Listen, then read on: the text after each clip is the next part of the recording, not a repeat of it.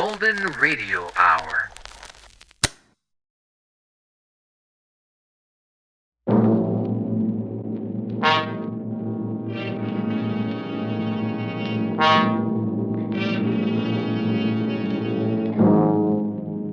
Started your Christmas shopping yet? Worried about where the money's coming from? Want to get away from it all? We offer you Escape.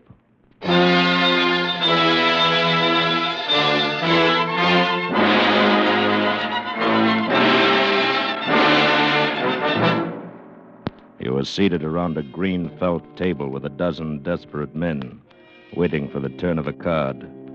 If it's the ace of spades, you will be next. And you desperately desire the impossible. Escape. Escape. Produced and directed by William N. Robeson and carefully plotted to free you from the four walls of today for a half hour of high adventure. Tonight we escape to London of the last century. A London of gas lights and hansom cabs. A London where a gentleman still valued his word of honor above his life. A London of which one terrifying incident is recorded by Robert Louis Stevenson in his unforgettable story, The Young Man with the Cream Tarts.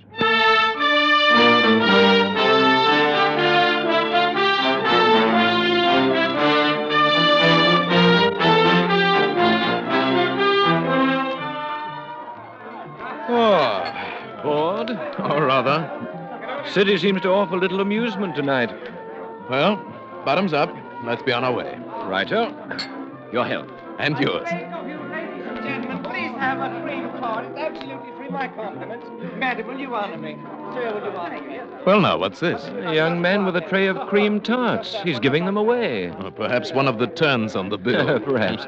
Shall we go? Yes, Sir, let's. I pray you accept this confection, for if you do not, I'm bound to eat it myself. You must be crazy. I was never more sane. You refuse? I do. Then there's nothing for it but my 27th tart since 5 o'clock. Now there are but two left. You, sir. Yes? Will you so far honor an entire stranger? It's really excellent pastry. I should know. I've eaten enough of them. It is not the nature of a gift that is important, but the spirit in which it is offered. The spirit, sir, is one of mockery. Mockery. And whom do you mock? Myself. However, my purpose at the moment is not confession, but rather distribution of these cream tarts. Won't you and your friend dispose of the last of them? Yes. Yes, on one condition. If my friend and I eat your last two cakes, we shall expect you to join us at supper. Supper? It's a horrible thought. I've already eaten 24 of these pastries. Very well, then we shall omit supper and become better acquainted over a bottle of wine. I'm uncertain whether my repugnance for these two remaining tarts or the attraction of your invitation compels me, but I accept. Excellent.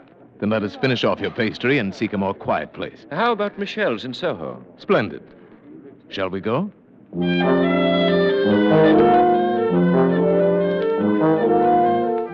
An excellent restaurant, excellent wine, and two excellent friends. I drink to your health. And we drink to yours. I'm sure you will understand my curiosity, But you are curious. naturally, although I suspect that your story is probably a silly one. Oh, indeed. You may rest assured that we are two of the silliest men in England. My name is Godall, Theophilus Godall, and my friend here is Major Alfred Hammersmith. I like you, Mr. Goodall. And you, Major Hammersmith, though I suspect those are not your right names. It is of no importance. Exactly, nor is my name, so I will not divulge it. Although I see no reason why I should deny you my story. It's brief and foolish. Pray tell us then. It's an oft-told tale. A modest fortune which I squandered in the usual ways at cards, the horse races in Paris. Then 2 months ago, I met a young lady exactly suited to my taste in mind and body. My heart melted. I was in love too late. Yesterday, my solicitor warned me that I had but £100 left in the world. 40 of these I used last night for a special purpose, and I have agreeably spent the day disposing of the remaining £60 in as foolish a manner as I could devise. And the future. The future has been taken care of by the £40. Is it not odd that we three should have met by the merest accident in so large a wilderness as London and be so nearly in the same condition? Yes. Major Hammersmith, I was thinking the very same thing. What's this? Are you two also ruined? Is this bottle of excellent wine the last folly, like my cream tarts? Very nearly so. I'm perhaps a week behind you. I still have a few banknotes in my wallet, however. Here now, this bill will take care of the bottle of wine, and the others I throw into the fire. Oh, no. You shouldn't have burned all of them. You should have kept 40 pounds. 40 pounds? Why? Why not 50 or 70? For to my certain knowledge, there were more than 100 in his wallet. It was only just 40 pounds he needed. But without them, there is no admission. The rule is strict. What do you mean? I have not yet completely emptied my pocketbook. You are not fooling me. You are indeed ruined men, like me. Oh, indeed. Could you muster 80 pounds between you? Well, let me look in my wallet. Yes, 80 and a little over. Then you are indeed most fortunate. 40 pounds each is the initiation fee of the Suicide Club. The Suicide Club? What the devil is that? The Suicide Club is death's private door. It's the ultimate convenience in our modern world. It exists for unfortunates like us. Those to whom the painful agony of corrosive poison is distasteful. For those whose courage fails them when the cold muzzle chills the forehead. For those whose fear of drowning is greater than their compulsion to die. For these sensitive misfits, the Suicide Club arranges every detail. If you're truly tired of life, I will introduce you tonight to a meeting, and I can assure you that within the week you will be relieved of the burden of living. What do you say? It's more serious than a cream tart, and I suspect more palatable. More serious, certainly. So I wonder if you would give Mr. Goodall and me 5 minutes alone to discuss it. Certainly. I shall wait outside. Your Highness, this adventure must stop here. Nonsense, Colonel Geraldine. I propose to see this through. See it through to what? Death? You forget your obligations, not only to yourself, but to your country. Prince Florizel of Bohemia cannot risk... Tonight I am plain Mr. Godard, and so I propose to remain. And please remember, Colonel Geraldine, under no circumstances are you to betray my incognito. But, Your Highness... We have survived graver adventures than this one promises to be. And now, Colonel Geraldine, let us pay our bill and accompany our young wastrel to death's private door.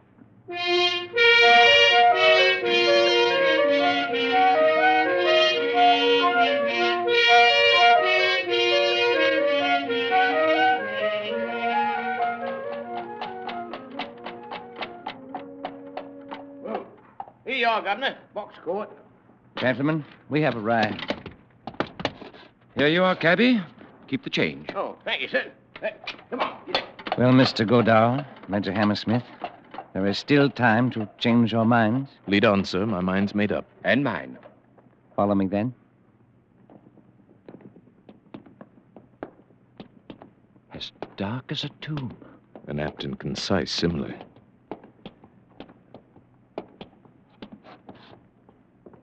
Here we are, gentlemen, at death's private door. Shall we enter? Pray, let's.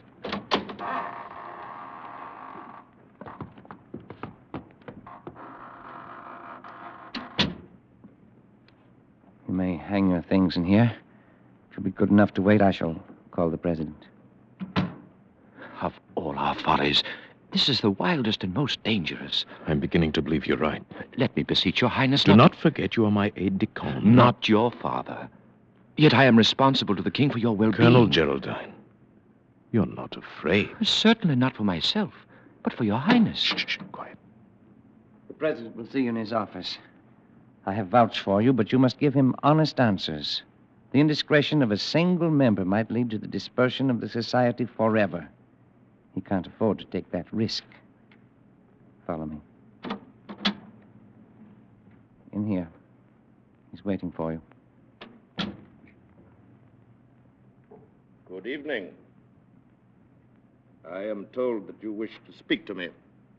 We have a desire, sir, to join the Suicide Club. Sir, you've made a mistake.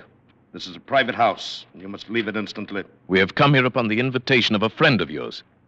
He's already told you of our desires. And believe me, sir, when one has come this far along the path, one is not likely to be turned away and certainly will tolerate little rudeness. Permit me to assure you, either you will oblige us in the matter, or you'll regret ever having admitted us to the premises. Well, now, that's more like it. This is no place for men not yet desperate. I believe you, sir.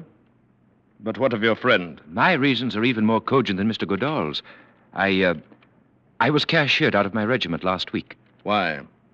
Cheating at cards. I see. And you, sir? What is your reason for being tired of life? Unadulterated laziness. Don't trifle with me, sir. You must have a better reason than that.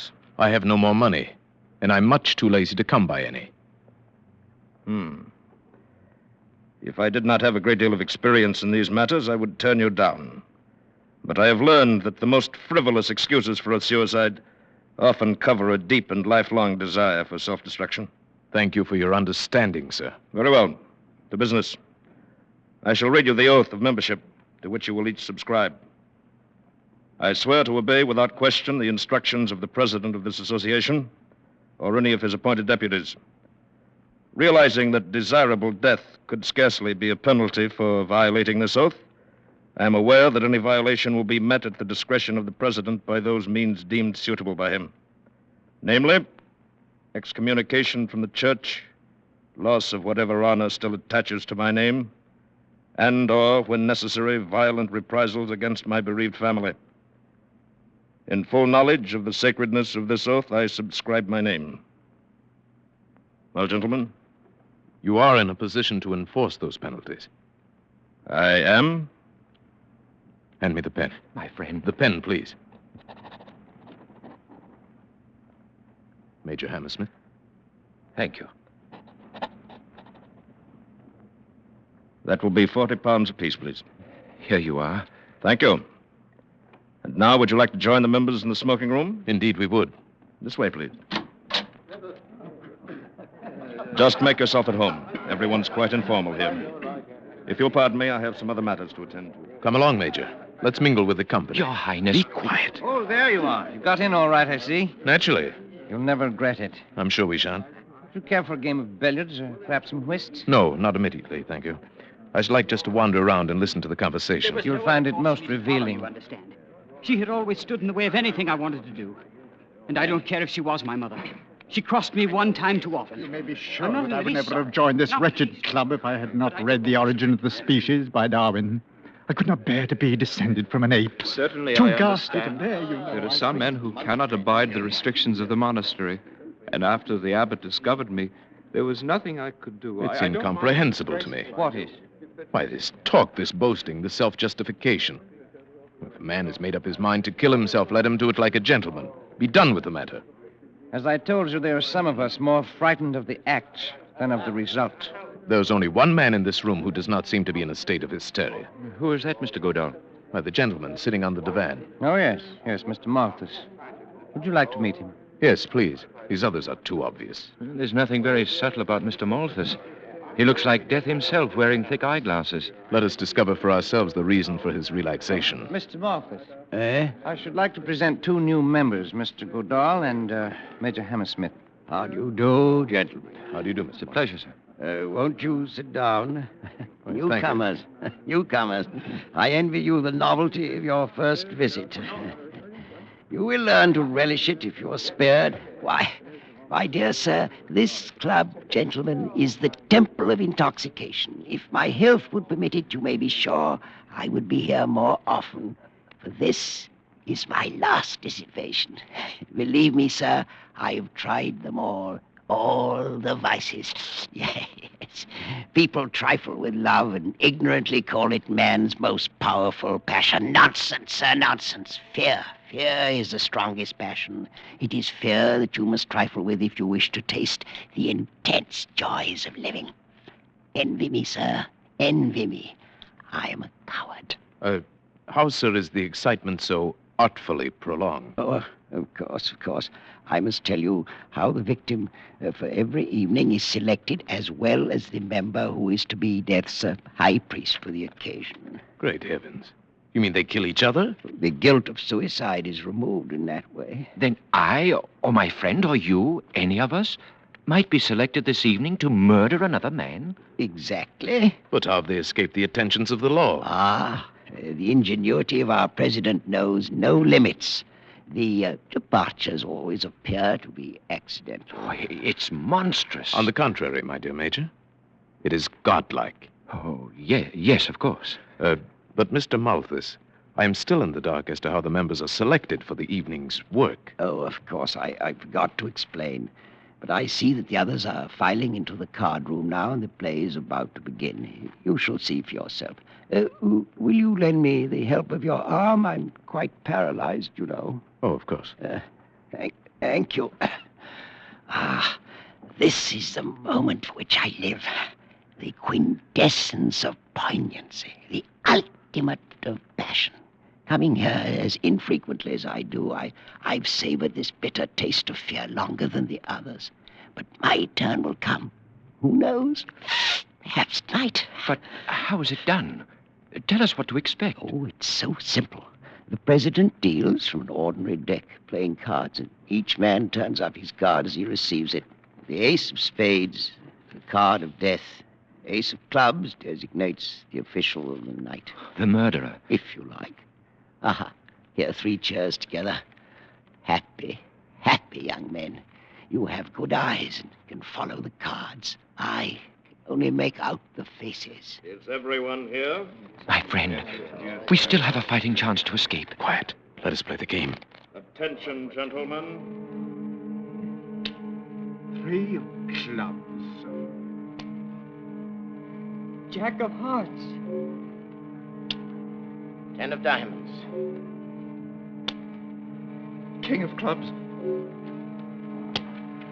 Queen of hearts. 3 of spades. 9 of clubs. 6 of spades. Oh, no! It's our young man of the cream tarts. He's drawn the ace of clubs. I came here to be killed, not to kill. I want to Gentlemen. die, not murder. I must caution the members against such unseemly outbursts. I don't want to Since the ace of spades has not yet turned up, I will continue the deal. Oh, no. I don't want this. No, I don't want this. 8 of hearts. Oh, no. 7 of clubs. King of diamonds. Jack of spades.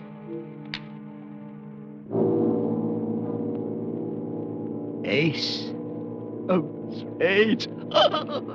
Mr. Malthus. That concludes the play for the night, gentlemen. Will the member who drew the ace of clubs come to my office for his instructions?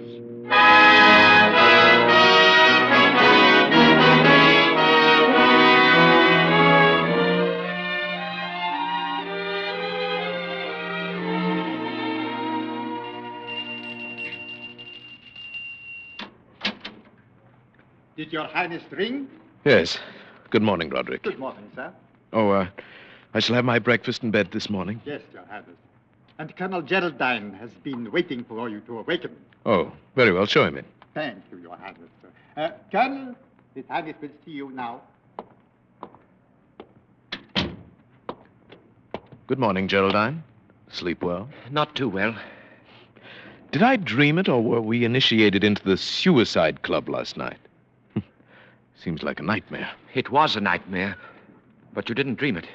Here, look at this, the morning paper. Huh? Melancholy accident. This morning, about 2 o'clock, Mr. Bartholomew Malthus of 16 Chepstow Place, Westbourne Grove, on his way home from a party at a friend's house, fell off the upper parapet in Trafalgar Square, fracturing his skull.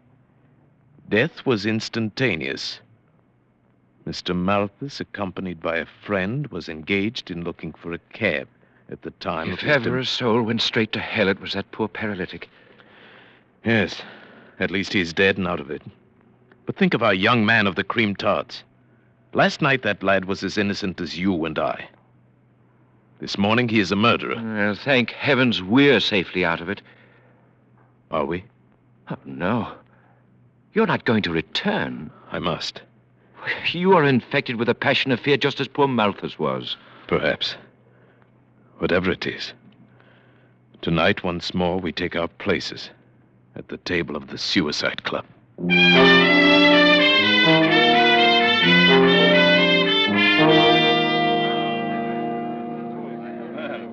Good evening. Good evening, Mr. Godot. Back again to try your luck? Yes, indeed. And Major Hammersmith? Good evening. You ought to be congratulated, sir, on the matter of Mr. Malthus. Very neatly handled. Thank you. But I shall miss poor old Malthy. He was a man I could talk to. Yes, your bereavement must weigh heavily upon you. Indeed it does, sir. But then it's all in the game.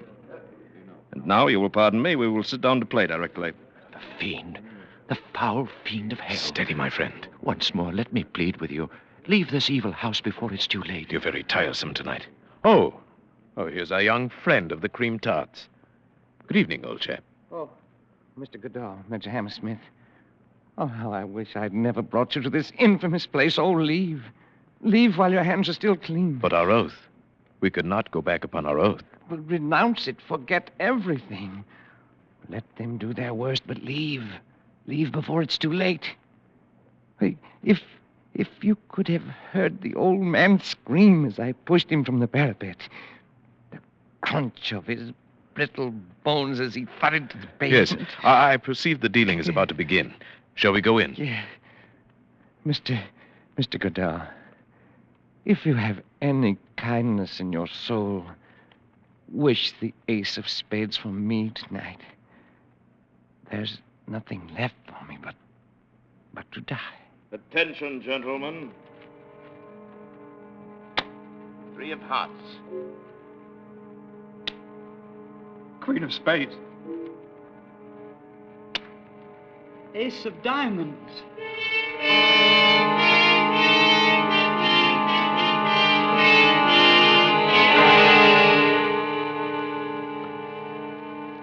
Three times around and neither black ace has come up. We are just 13 at the table. This 4th round. This will tell the tale. And I am next to last.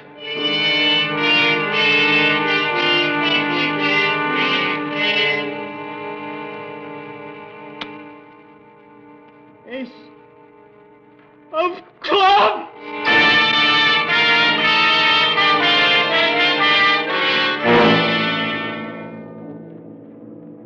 Only 4 more cards. King of spades. Oh, pray for me, Mr. Goodall. Pray for me. I have 1 chance in 3. Pray that I get the ace. 6 of diamonds. And now, I have 1 chance in 2. My friend, don't. Silence. Ace of spades. Very well. That concludes tonight's play, gentlemen. Oh, Mr. Goodall. I'd give $1 million if I had it for your luck. I would sell you this card for much less if I could. Well, Mr. Goodall, my congratulations. I am pleased to have met you, sir, and to have been in the position to do you this trifling service. At least you can't complain of delay. Yes. And now, before I leave forever, I should like to ask a question. A purely hypothetical question, of course, since I am not a man to go back upon my word. But you wonder what would happen if you did. If upon the turning of the card you had changed your mind and now wish to live? Precisely. Suppose my friend, Major Hammersmith, and I elected to ignore our oath. Suppose we began by tearing this place apart.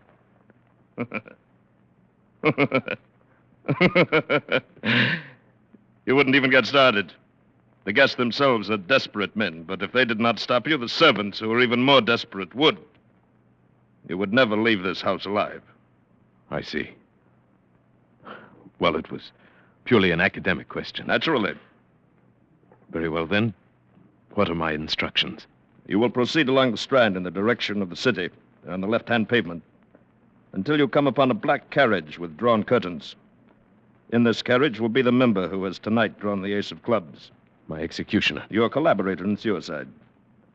You will enter the carriage, and he will continue your instructions. Please have the kindness to obey him in every detail. The authority of the club is vested in his person for the night. I wish you a pleasant walk. Thank you.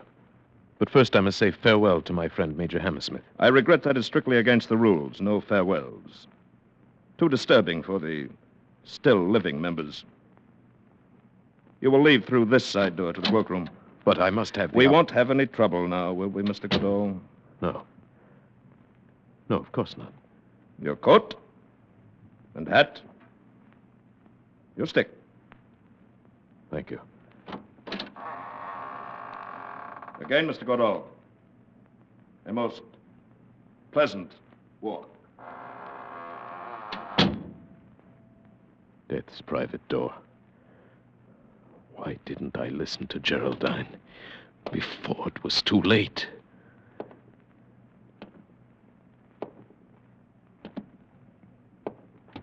All right. What is this? My instructions are to meet the coach in the Strand. You'll take this coach right now. Get in Go with with you. me. All right. Take this one away. Your Highness will pardon the violation of his person. Geraldine. Oh, my friend. It was quite necessary under the circumstances. As soon as you turned up the ace of spades, I slipped out of the house to prepare for your escape.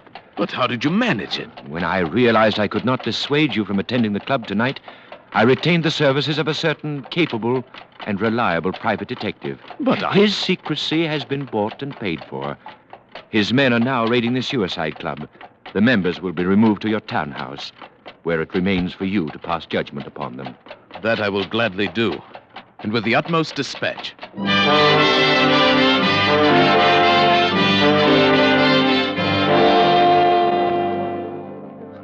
What have they brought us here for? They didn't look like Scotland Yard men to me. What difference does it make? Perhaps this will be a quicker way out. Gentlemen, Why, that's my friend, Major Hammersmith. His Royal Highness, Prince Florizel of Bohemia. Why, that's Mr. Godard. Always thought there was something odd about those two. Gentlemen, tonight we have removed you from a house of death to a house of life and hope. Those of you who have come to your present condition through lack of fortune will receive employment and remuneration from my treasury. Those who have been driven to this unnatural solution of their problems by the agonies of guilt must find amnesty from a power greater than mine. Power that eternally promises the forgiveness of sins, no matter how grievous. Only one of you is truly evil, and him I shall deal with myself. Where is he? Where is the president of the club? Colonel Geraldine. Why, he should be here, Your Highness. Begging your Highness' pardon. Who's this man, Geraldine? The chief of the detectives. Yes? What is it? Was you referring to the sallow chap with the sawed whiskers and the black suit? Yes, that's the one. The president of the suicide club. Where is he? He ain't here. Why not? Well, when we broke into the little office down there at the club, we found him sprawled over the desk with a little empty bottle in his hand. He'd committed suicide.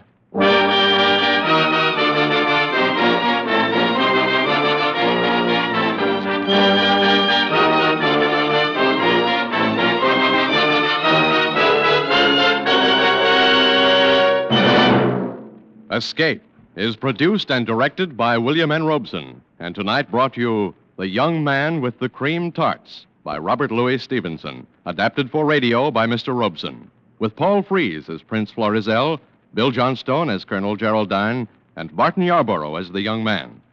The special musical score was conceived and conducted by Cy Feuer.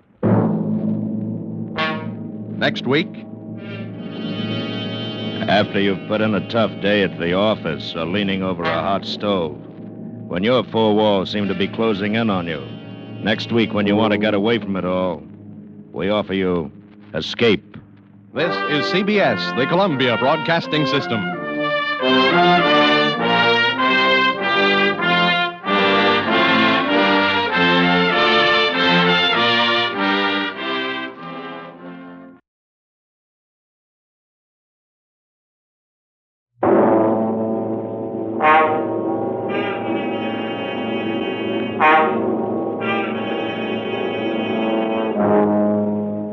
Had a hard day at the office? Backache from bending over a hot stove all day? Want to get away from it all? We offer you Escape.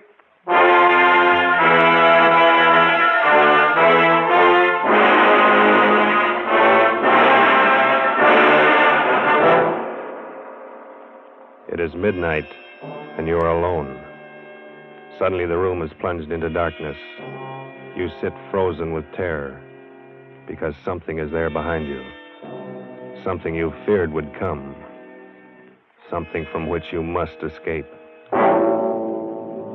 Escape, produced and directed by William N. Robeson, and carefully plotted to free you from the four walls of today for a half hour of high adventure.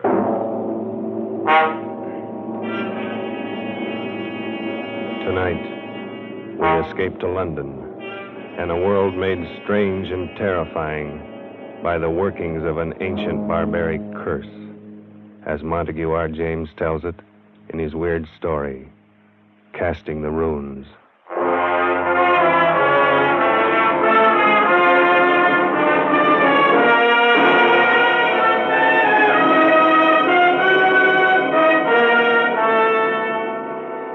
My name is Edward Dunning. I'm a scientist. I'm used to dealing with facts, not fairy tales. I'm regarded as Britain's leading authority on medieval life. And as such, I've studied much of the ancient fears and barbaric superstitions of those times. I should have been the first to scoff at any suggestion that the ancient powers of evil, the black magic of Teutonic days, could be believed and practiced in the 20th century. A few weeks ago, I should have laughed had you told me that a curse, a hex, could kill a man. Today, I cannot laugh. It has happened to a man I know of. And now, it's happening to me. My first presentiment of danger came on that day a few weeks ago when I dropped in to see Alfred Smythe, Secretary of the National Science Association, and found him in a state of irritation. Blast it all, Dunning. I almost wish you hadn't been so brutally honest in your report on that Carswell paper. Why? What's the trouble? Oh, he's such a frightful fellow. He's raising a terrible row. You mean Carswell himself? Yes, it's bad enough a vicious charlatan like that calling himself a scientist. But now he's taking all his vindictiveness out on me.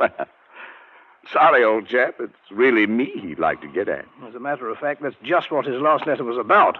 He wants to know what supposed authority wrote the report rejecting his paper. You didn't give him my name. Heavens, no. As a matter of fact, Dunning, I haven't and I won't, and for a very special reason. Call it silly, call it crazy, call it what you will. I have an uncanny feeling about that man Carswell. Why? Do you know anything about him? Nothing. I've never seen him. I only know that he wrote a paper called The Truth of Alchemy. It was hopeless. Precisely. And why was it hopeless? Well, besides being abominably written, it was supposed to prove that alchemy, black magic, and such rot actually exists. I think the man really believes it. Undoubtedly he does, and that's what I mean. He lives in an isolated old house in Warwickshire. He's rarely seen elsewhere, and in his whole career he's written only two things. This paper and a history of witchcraft published 10 years ago. Yes, of course. I remember now. So that's the man. Yes, and that book was even worse than this paper. The man has a warped mind. I'm sure he's tried every unhealthy experiment in alchemy, witchcraft, and black magic. There's no telling to what lengths of vindictiveness a man like that might go. Well, it does sound a bit queer, but... Not queer, Dunning. Evil. Oh, come. Man has a right to believe what he likes. He has a right to be angry with me. Here I've glibly scoffed at the man's life's work. Well, perhaps I'm being overly suspicious and imaginative, but I think there's more than anger involved here, Edward. This may sound fantastic to you, but, well, John Harrington wrote the report condemning that witchcraft book of Carswell's 10 years ago. 3 months later, Harrington was dead. But, Alfred, what's the connection? Harrington died under very peculiar circumstances. He was walking home alone late one night, and suddenly he screamed, broke into a run, lost his hat and stick, and climbed up a tree. A dead branch gave way. He fell and broke his neck. No one's ever been able to explain why it happened. Come now, Alfred. Surely you're not suggesting... I don't know what I'm suggesting. I only know that after he reviewed Carswell's book, John Harrington didn't have a moment's peace. Now you've written an unfavorable review of this paper. If I were you, I should keep that fact well hidden. Oh, Alfred. Well, that's ridiculous.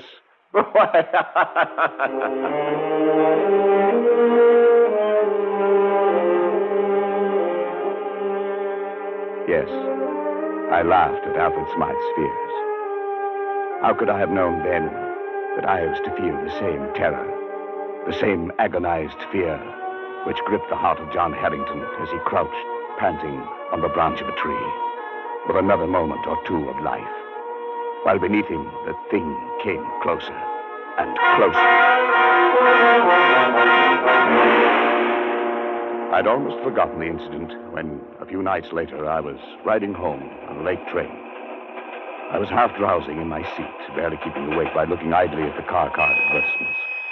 The man directly opposite me must have been doing the same, because suddenly I heard him say, "Here now, what can that one be advertising?" I followed his eyes to the window beside my head. What I saw brought me bolt upright in my seat. In memory of John Harrington, died September 18th, 1937, by falling from a tree. 3 months were allowed. Blimey, what do you say that means, sir? Well, I don't know. But I did know. Smythe had been right. The affair with Carswell was not over, but only begun. I asked the conductor about the card, but he was as puzzled as I was. He had never seen it before. The card must have been put there expressly for me. That meant that Carswell knew it was I who had reviewed his paper. How had he found out? I got the answer the next day. I was in the select manuscript department of the British Museum doing some research in the quiet, almost deserted room. I'd been working steadily for an hour, oblivious to my surroundings, when suddenly, just at my shoulder, I heard a voice. "Edward Dunning, you are allowed 3 months. I swung around in my seat. There was no one within 20 feet of me. I sat for a moment, shaken, and then I stooped to pick up the papers I had brushed to the floor. I straightened up to find a stout, elderly gentleman standing in front of me. Excuse me, sir. Yes? May I give you this paper? I think it should be yours. Oh, yes, so it is. I thought I had them all. This one seemed to have slid across the floor. Thank you very much. Not at all, sir. Good afternoon. He walked slowly away and out of the door. A kindly, stout old gentleman. But there was something about him that made me feel strange.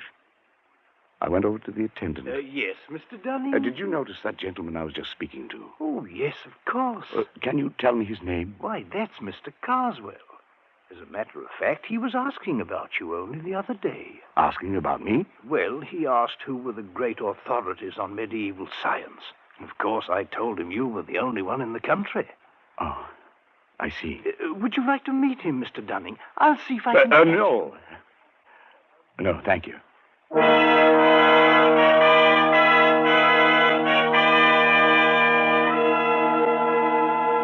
It was as simple as that. Now Carswell knew. What would be his next move? What was I to expect? I reached home at dusk, and trouble stood on my doorstep in the long face and stooped form of my family doctor. I've had to upset your household arrangements, I'm sorry to say, Dunning. I've had to send both your servants to hospital. But what happened? Something like ptomaine poisoning, I should think. It's nothing serious. Well, what could have caused it? Well, that's the rather odd thing. They tell me they bought some shellfish from a hawker and headed for lunch. I've made inquiries, but I can't find that a hawker called at any other house on this street.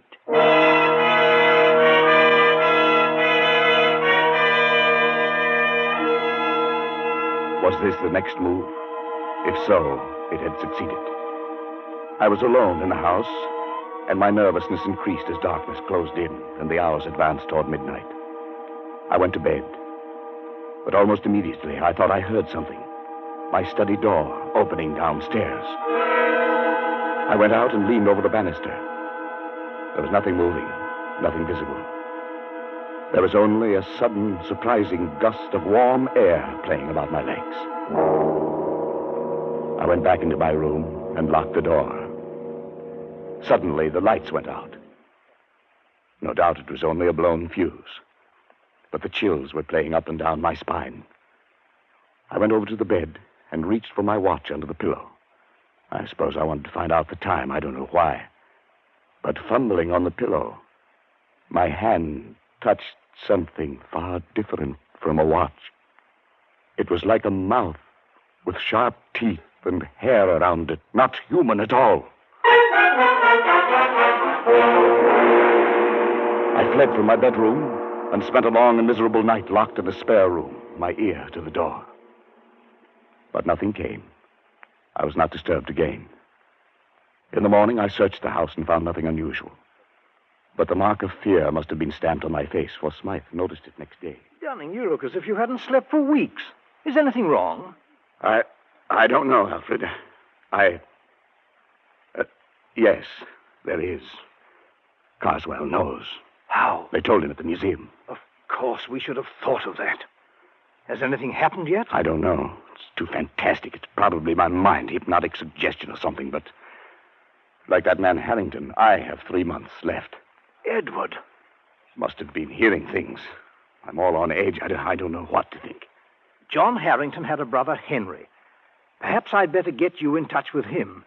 He might know more about this man, Carswell. Yes, do it. And quickly.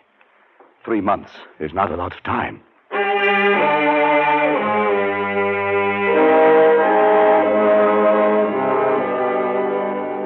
It was arranged. That night, I found myself walking down the dark street that led from the railway station to the Harrington home. It must have been along this same street that John Harrington had walked that last night. Where he had broke and run, it must have been one of these trees bordering the lonely road in which he had spent his last horrible moments. The way was dark, and there was no living soul in sight. And suddenly, complete terror gripped me. Somehow I knew that I was being followed. At first I only felt it, and then I heard it. I walked steadily on for a moment, my stomach like ice. It was getting louder, coming closer. Unconsciously, my step quickened. I could barely control myself. I wanted to scream and run. The thing came closer, closer.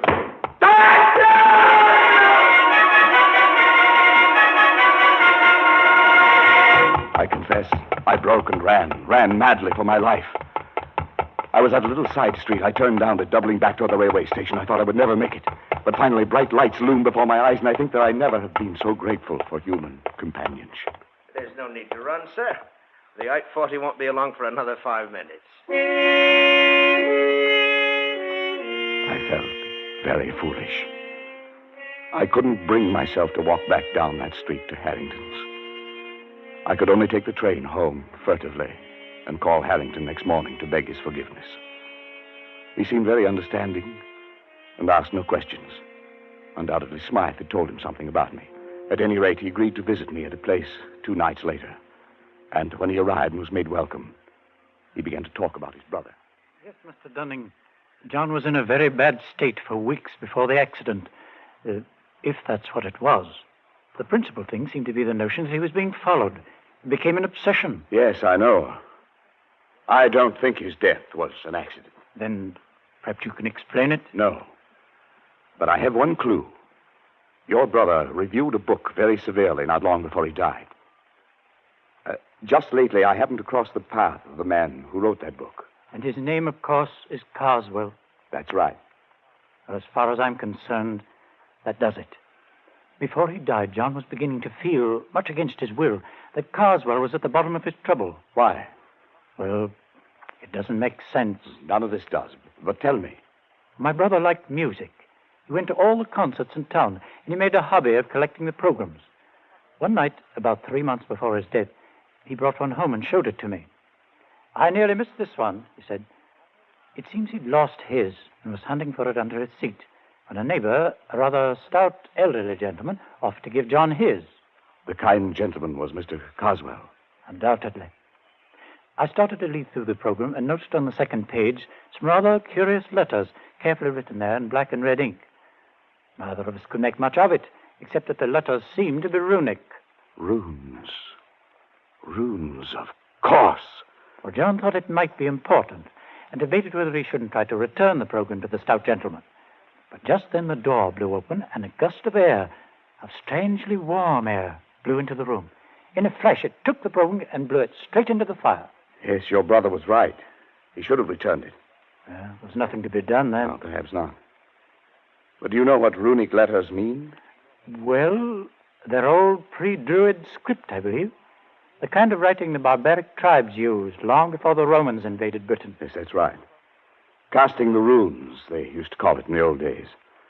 Casting the runes. What do you mean? But it was a curse, a hex. In primitive England, people thought by casting the runes, that is, handing a person a piece of paper with certain runic letters on it, that you could put that person out of the way, destroy him. It's an old superstition. And the only way to lift the curse was to return the paper to the one who gave it to you. To give it back without his knowing it. I don't believe that kind of nonsense. Neither do I. Then what was it that killed John? I don't know.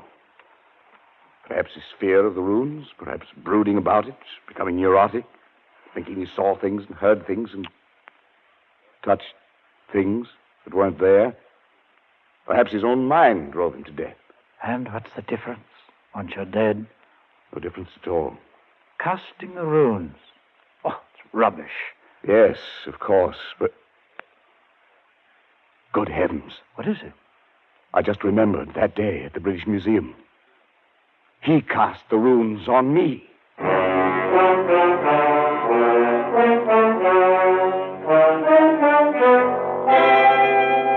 I went swiftly to the writing table, Harrington close behind me.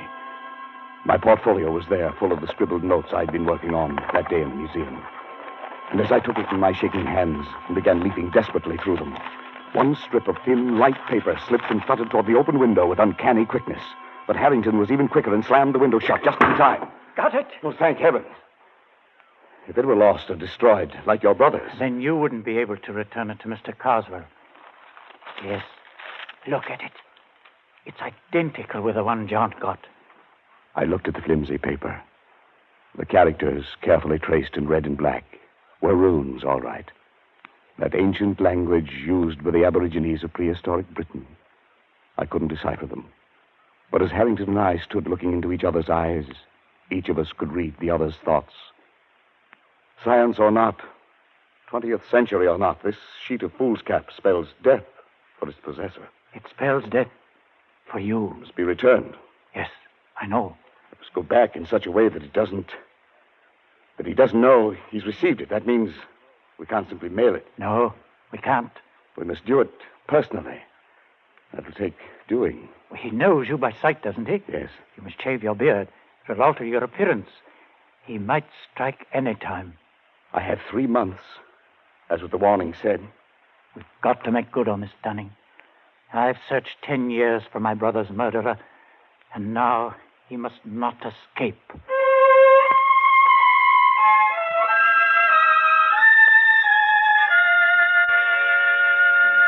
I dare not go near Carswell, so Harrington volunteered to keep a watch on him, to let me know when our chance came to return the runes, if it was ever to come.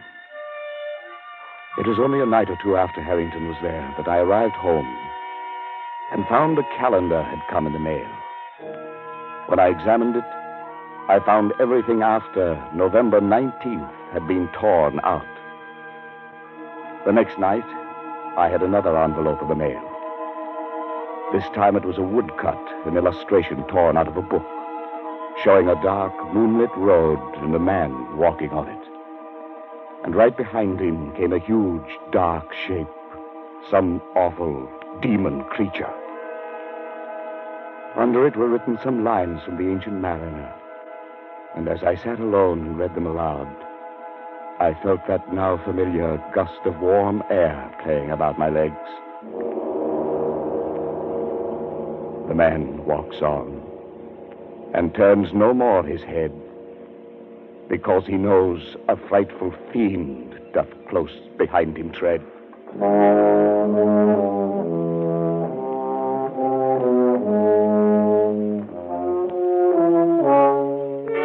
Now I knew the face of my terror, and it was with me always.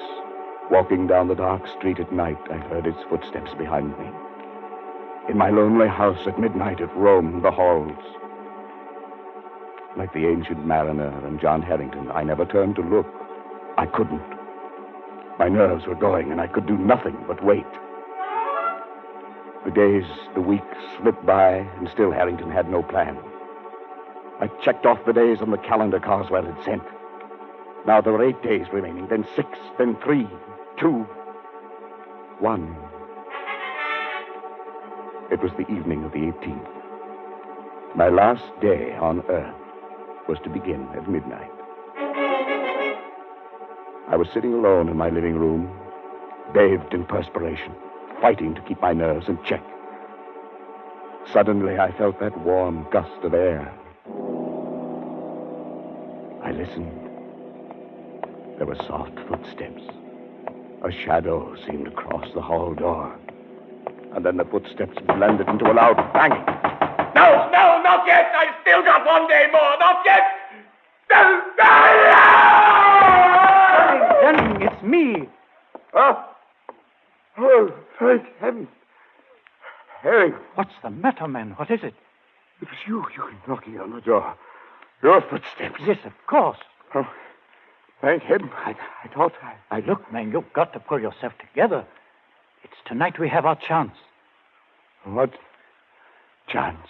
Carswell leaves Victoria Station by boat train tonight at 10. I'll get on with him there.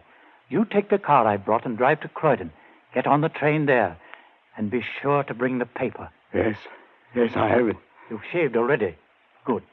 Everything depends on his not recognizing you. It's Harrington. Suppose he changes his mind. Suppose he doesn't take that trip. My time runs out tomorrow. He'll be there, and you'll do it. You'll do it well. You've got to.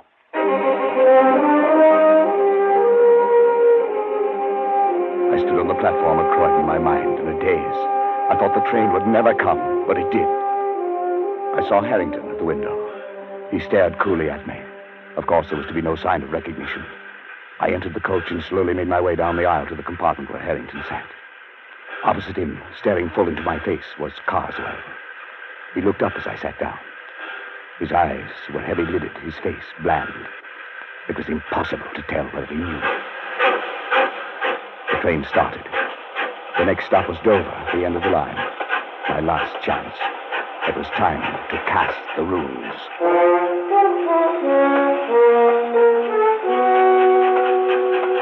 It was a strange ride.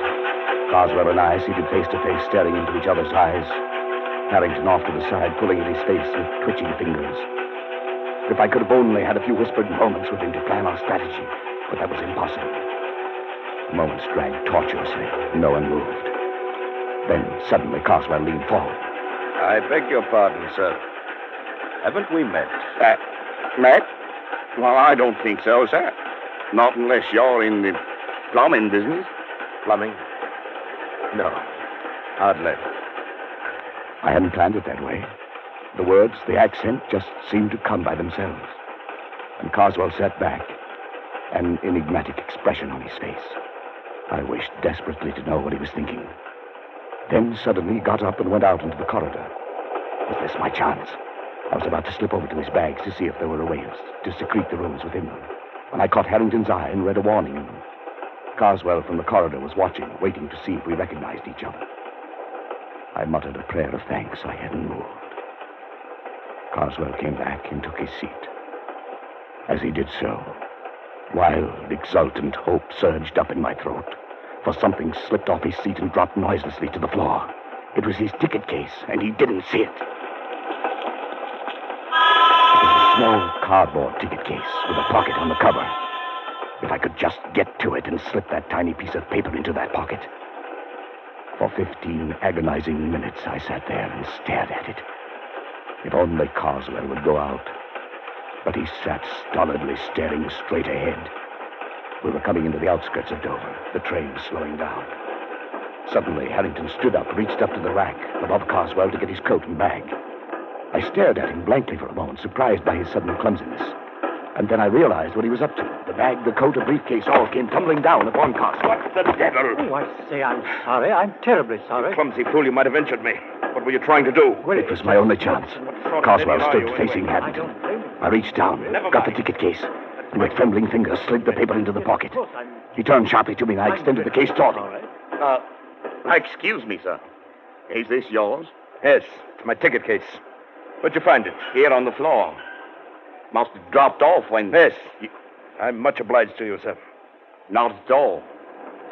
Not at all. He looked at me fiercely, his rage at Harrington still twisting his face into a devil's mask. Then he glanced briefly into the ticket case and put it into his pocket.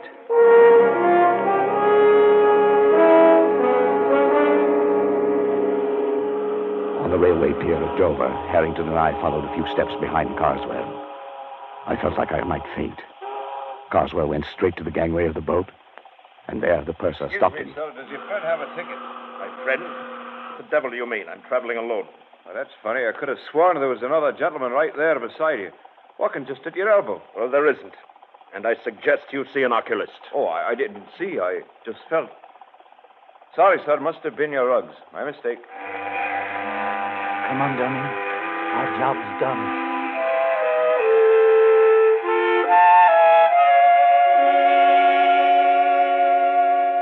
I didn't sleep that night. I lay awake and listened. But there were no footsteps, no warm gusts of air, nothing to disturb me. All day I felt remarkably free, although this was to have been my last day on Earth. But only just now, when Harrington came in, could I really relax. Well, Dunning, have you seen the afternoon paper yet? I know, not yet. Well, here, look at it. On the second page. There. Abbeville, France. An English traveler examining the front of St. Wolfram's Cathedral today was struck on the head and killed instantly by a stone falling from the scaffolding. A note of mystery was added by the fact that although the cathedral was undergoing repairs, no workman was on the scaffolding at the time of the accident. The traveler was identified by papers found on him as a Mr. Carswell of Warwickshire. Of course, it could have been an accident. Yes. Yes, it could have been.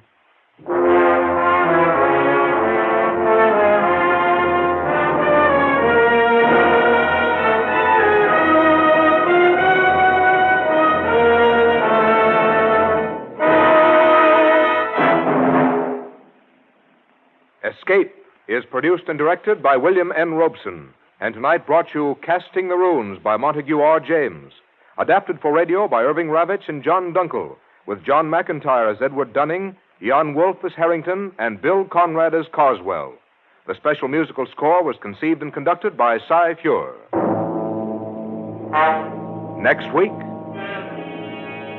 You are trapped in a hidden valley, high in the Andes, walled in by sheer rock precipices, and surrounding you, closing in on you, is a band of blind men who want your eyes.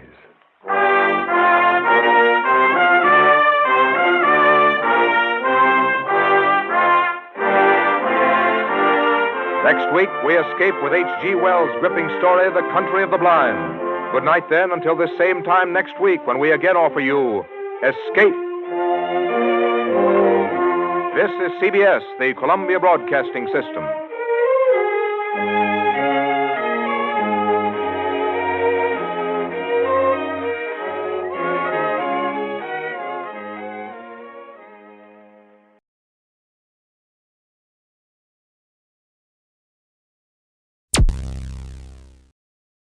Thank you for listening.